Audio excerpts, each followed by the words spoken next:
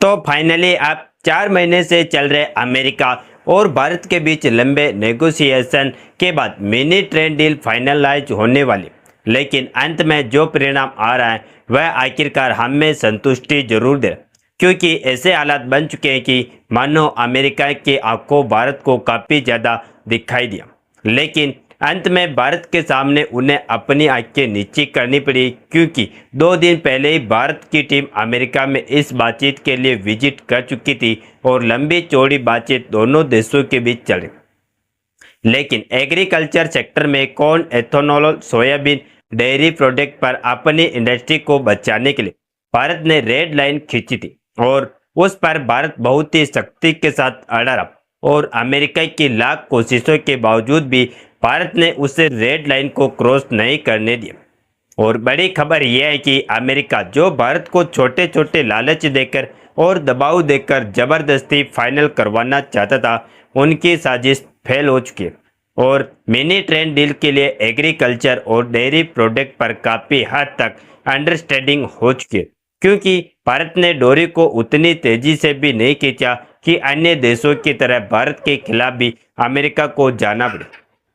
ना ही उस डोरी पर उतनी भी डील दिया कि उसे अमेरिका अपनी ओर खींच ले जाए। तो चलिए पूरी डेवलपमेंट को हम इस वीडियो में समझते हैं। नमस्कार दोस्तों, मैं राधेश्याम और आप देख रहे हैं KSR न्यूज़ 24। दरअसल अमेरिका ने भारत के सामने एक बार फिर सब वही पुराना खेल खेला है कि छोटे समझौते करवा लो और बड़े फायदे खुद उठा लो। लेकिन इस बार भारत ने सीधा वॉर किया है और साफ कह दिया कि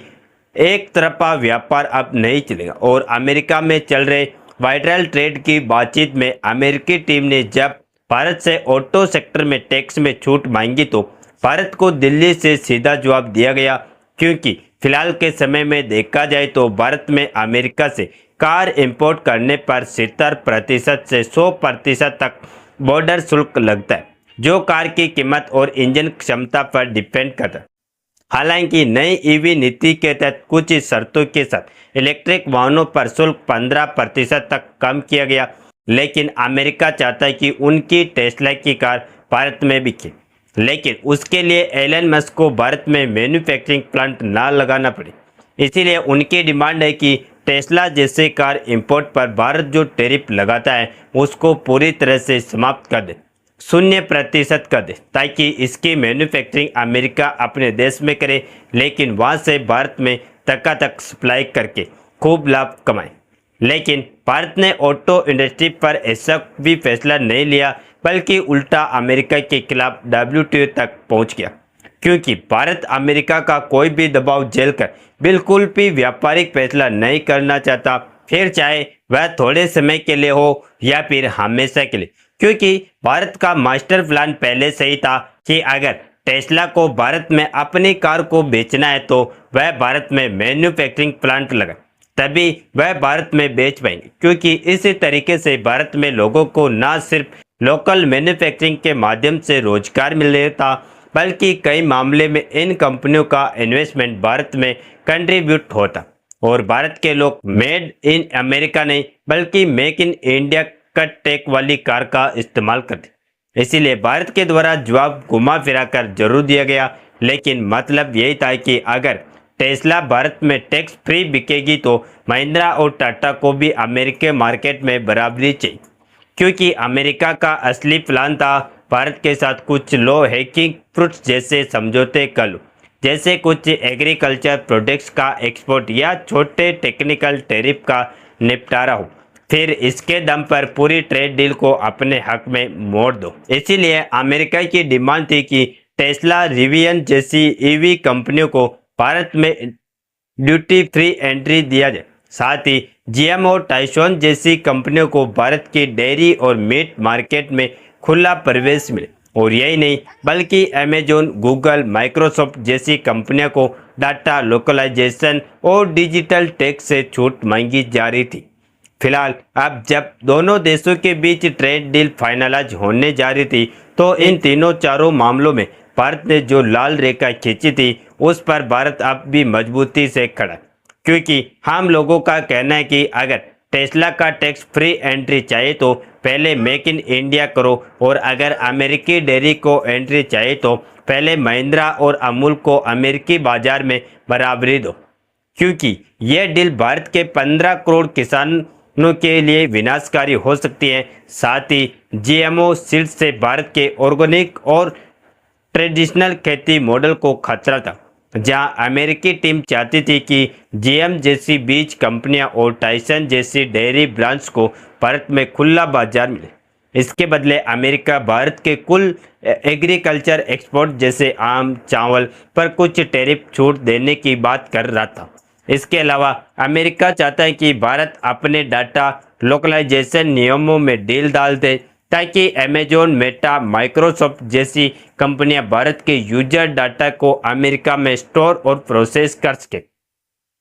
लेकिन भारत ने कहा कि अगर डिजिटल कंपनियों को छूट चाहिए तो पहले भारत की डाटा संप्रभुता का सम्मान करो। भारत ने digital personal data protection act पास किया, और क्योंकि यह कानून राष्ट्रीय सुरक्षा से जुड़ा है तो इसे कमजोर किया जाएगा। कुल मिलाकर एक शब्द में कहा जाए तो भारत की कोशिश यही है कि अमेरिका के साथ ट्रेड डील और लंबे समय तक हमारा व्यापार चले,